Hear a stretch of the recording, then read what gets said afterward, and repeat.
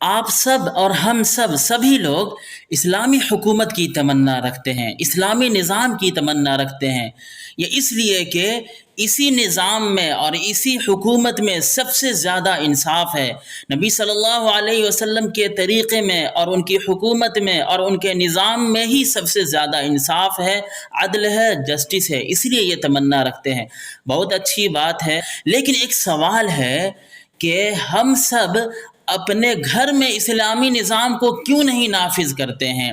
ہم سب اپنے جسم پر اور اپنے اندر اسلامی نظام کو کیوں نہیں نافذ کرتے ہیں؟ اس بات سے ہمیں کس نے روک رکھا ہے؟